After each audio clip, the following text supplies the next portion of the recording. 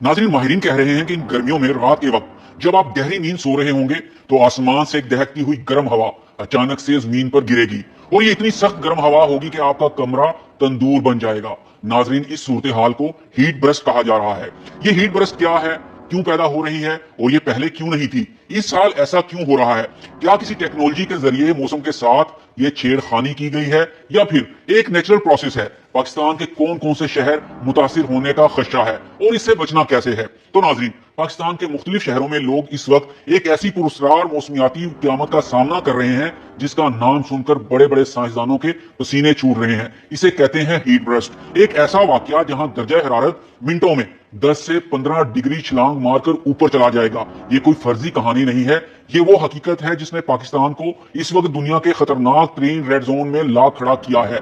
नाजरीन, आमतौर पर बादलों का मतलब ठंडक और बारिश होता है, लेकिन हीट ब्रस्ट में कुदरत का निजाम उल्ट हो जाता है। होता यह है कि जब गर्ज चमक वाले बादल खत्म हो रहे होते हैं तो इनके अंदर की ठंडी हवा जमीन की तरफ तेजी से गिरती है। लेकिन यहाँ एक ट्विस्ट आता है, अगर जमीन के करीब की हवा बहुत खुश्क हो तो बारिश के कतरे जमीन तक पहुंचने से पहले ही बुखारात बनकर उड़ जाते हैं। इस अमल में हवा इतनी भारी और गर्म हो जाती है कि जब ये जमीन से टकराती है तो ये किसी बम के धमाके की तरह फैलती है। इस दौरान हवा की रफ्तार 100 किलोमीटर फी घंटा तक जा सकती है और नमी सिफर हो जाती है। नाज़रीन, इस हीट का सबसे खौफनाक पहलू ये भी है कि ये रात के वक्त ही हमला आवर क्यों होती है। इससे पहले कि हम इस बात का जवाब दें, पहले ये जान लें कि हीट ब्रस्ट ने पाकिस्तान ही को क्यों चुना और अचानक ये खतरा इतना संगीन क्यों हो गया है। नाज़रीन, पाकिस्तान इस वक्त क्लाइमेट चेंज की फ्रंट लाइन पर है। बुहरा अरब का गर्म होता दर्जा हरारत और हमारे मैदानी इलाकों की शदीद खुश्की मिलकर एक ऐसा डेडली कॉकटेल बना रहे हैं जो हीट ब्रस्ट के लिए आइडियल है। हालिया दिनों में सिंध के कुछ इलाकों में देखा गया कि रात के वक्त जब दर्जा हरारत कम होना चाहिए था वहां अचानक थर्मल ग्राफ ऊपर चला गया।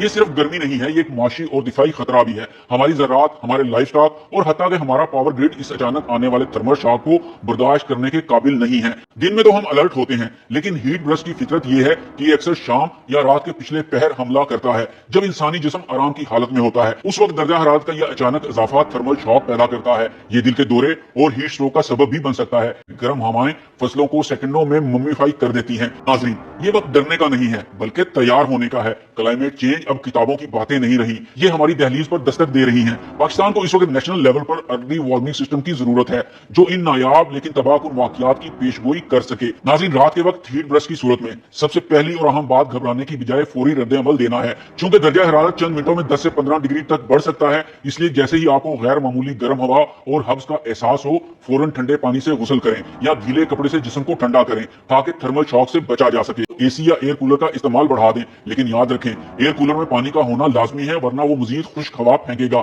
जिस्म में पानी की कमी को पूरा करने के लिए फौरन वक्फे से पानी पिएं या ORS का इस्तेमाल करें।